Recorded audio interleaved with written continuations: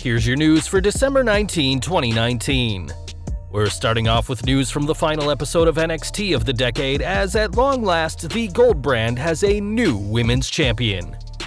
When Shayna Baszler locked in the Kira Fuda clutch on Rhea Ripley, the match was seemingly over, but when the referee raised her hand, Ripley grabbed the ref's shirt in a sign of defiance. Rallying back, Ripley was able to lock on the Prism and Avalanche Riptide for the win, ending Baszler's second reign at 416 days after it begun by defeating Kairi Sane at Evolution in 2018. The only woman to hold the NXT Women's title twice, Baszler's combined number of days makes her the longest reigning champion ever, whilst Ripley is the first woman to ever hold both the NXT and NXT UK Women's Championships. This week's edition of NXT on the USA Network also kicked off in a major way, as NXT champion Adam Cole defended his title against #1 contender Finn Balor. Though it was a match fans were looking forward to, it did seem like the WWE had booked themselves into a corner, as they needed either Cole's reign to end or Balor to take the loss. In the end, it was the latter that transpired, but not without a way to protect Finn in their commercial-free opener. After about 20 minutes of both men giving everything, Balor would tweak his knee after missing the coup de grace, but after kicking out of Cole's last shot pin attempt, would be distracted after hitting his finishing stomp. That distraction came at the hands of Johnny Gargano, who Finn put on the shelf over a month ago, and though the first ever NXT Triple Crown champion didn't get involved, his presence put Balor off his game long enough for Cole's second last shot to get the win. Post-match, Cole was quick to escape with his title, while Gargano leveled Balor with a steel chair, making it clear that the feud between these two is back on. Outside of NXT, the legal troubles of Jimmy Uso were a topic of discussion this week, as the former tag team champion appeared in court after his July DUI. Pulled over by the Escambia County Sheriff's deputy in Pensacola, Florida, Jimmy was allegedly driving erratically at over 100 miles per hour and was arrested on the spot without a field sobriety test taking place. After hearing the case this week, the jury took about an hour before finding Uso not guilty, and his attorney Greg Wibbs told a local Fox affiliate, "And this is what the jury system is for. A cop cannot convict you. A cop can arrest you, but they cannot convict you, and that's why we took it to the next level and pled not guilty and set out for a case trial." Since his arrest, Uso, his brother Jay, and wife Naomi have all been on the sidelines, and hopefully this verdict will mean a swift return to TV for all three. From one absence to another now, as while Matt Hardy's contract with WWE is set to expire in a few weeks, his brother Jeff will have to stay much longer.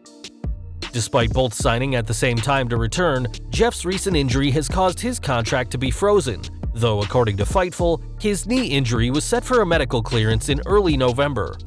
So far, the charismatic enigma hasn't returned to the ring, as much like Jimmy Uso, he too has been dealing with legal issues following a DUI arrest. At this time, Jeff is still waiting on another court date as it's been moved once again, and hopefully the former WWE champion will be able to sort out his personal demons and return to WWE sooner rather than later. We've got some Hall of Fame news next, as Hulk Hogan is set to be presented with his second Hall of Fame ring next year, the first accolade he'll receive since returning from his controversial hiatus. Now that Hogan is fully back in the WWE fold, fans will have to wait and see whether the Hulkster gets his proposed WrestleMania match against Mr. McMahon, but the former world champion did hint at something this week. On Twitter, Hogan shared a few selfies while telling his followers, "Something really big is about to go down, Hollywood for life, too sweet." With the holidays around the corner, it's possible that Hogan had something planned to get his fans in the festive spirit, but for now, this tease by the immortal superstar is enough to pique our interest, brother. From a legend of wrestling to a relatively fresh-faced star, as Killer Kross has finally been released by Impact Wrestling. Kross, who was vocally unhappy with remaining as part of Impact, was released this week with a short statement by Impact confirming this, and fans have started to speculate on Kross's next move. With his girlfriend Scarlett Bordeaux recently signing with WWE, many are expecting Kross to do the same, as the self-professed smoke show is waiting for her debut on NXT and could now be entering the Gold brand with her man on her side. Back to WWE, and the company aired its latest edition of Backstage, featuring Alexa Bliss, Ember Moon, and Star Trek's William Shatner. Unfortunately, Captain Kirk couldn't beam up some ratings though, as Showbuzz Daily is reporting that this week's episode did just 95,000 viewers, the lowest rating since the show's debut episode that did 49,000.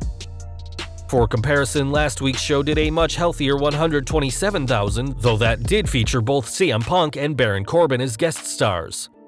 We'll have to see what WWE Backstage has planned for their special Christmas episode next week, as Maria Menounos recently posted an Instagram story on set with Renee Young.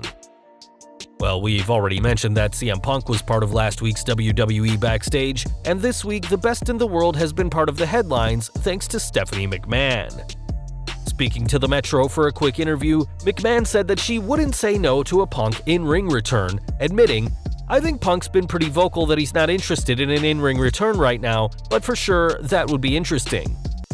Since leaving the WWE in 2014, Punk has shied away from wrestling, except for one indie show earlier this year, and Punk's current contract for Backstage on FS1 is with Fox and not WWE. Switching gears to Punk's wife AJ Lee, Stephanie also said that she was a big fan of the former Divas champion, claiming, "And I would love to see AJ Lee back in the women's division. I think AJ Lee was an incredibly compelling character," she said. "You know, I'm a big fan of AJ Lee's, I really am." Despite the speculation by both Stephanie and countless fans, AJ has described herself as, quote, "very retired," so fans shouldn't expect to see her in a WWE ring again after hanging up her Chuck Taylors in 2015 due to physical issues. We've got more news from retired superstars next, as Hall of Famer Sting has said he will come out of retirement for one more match, as long as it's on his terms. Speaking to Sports Illustrated, the Stinger revealed his conditions, saying, "If there was a Taker situation at WrestleMania, I would listen to that phone call. I could get in condition and I could pull it off." With that said, the former world champion said he doubts the match will ever happen, stating, "I think my career is done. I still think about the Taker situation every year, but I don't think it's going to happen." Though it's a match that fans have been pining for decades, this may be a case of be careful what you wish for, as after the Goldberg-Undertaker incident this year, the company will naturally be hesitant to put two part-timers together in the ring. Speaking of wrestlers not competing, Jinder Mahal has been out with a knee injury since June, and though he was supposed to be back already, no one has seen the modern-day Maharaja. According to Fightful, Mahal was supposed to be back on November 1st according to a company injury report, and at this time, there hasn't been any update on his condition. After returning in 2016, Mahal received a major push, including a WWE Championship victory, though his career has stagnated over the past 2 years, and we can't help but wonder what will happen next for Mahal when he eventually returns. We're looking at AEW now, as the company has confirmed a Women's Championship match for January 1st. On last night's show, Chris Statlander defeated Britt Baker to become the #1 contender after reversing a submission attempt by the Dentist to hit a package tombstone piledriver. Post-match, Brandi Rhodes asked Statlander about joining the Nightmare Collective, but after rejecting the offer, the group distracted the new #1 contender long enough for Brandi to get her in the eye with the heel of her shoe. The January 1st episode will be a huge night for the promotion, who will also be celebrating a year since their arrival, as MJF will also announce his stipulations for his upcoming match against Cody Rhodes. This episode will take place on January 1st at Daly's Place in Jacksonville, Florida.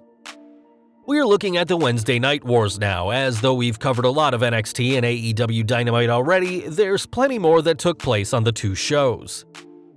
After the huge opener on NXT that saw Adam Cole retain his title, Damian Priest defeated Killian Dane in a battle of two hosses, which was followed by a hype package for the 2020 Dusty Rhodes Classic, with some teams being revealed on New Year's Day.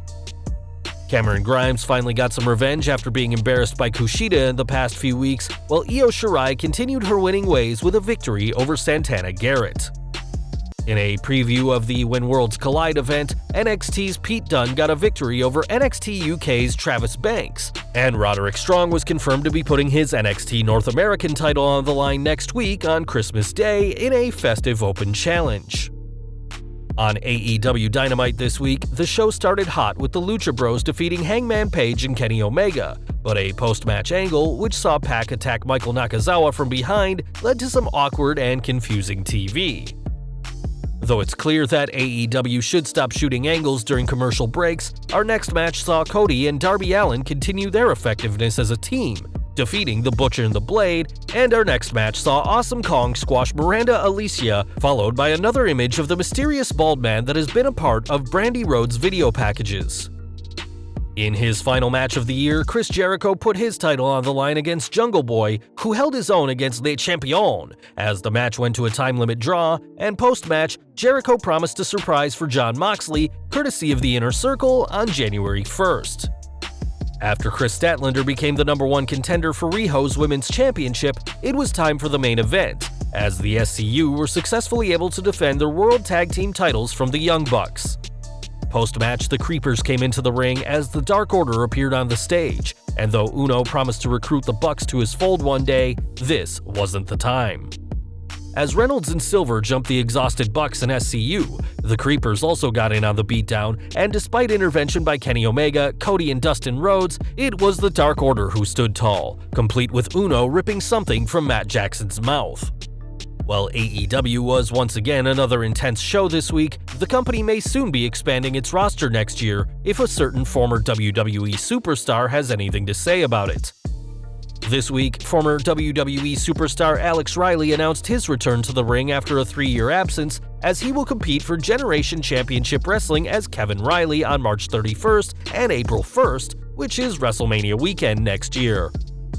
On his Instagram, Riley confirmed the news of his return, but also teased joining AEW, saying, "I know you may not agree, but I feel you should go back to professional wrestling for one more run, not WWE or NXT, maybe AEW." Whether Riley will actually get to work inside an AEW ring remains unclear, but for the time being, the future is looking bright for the former Raw and NXT superstar.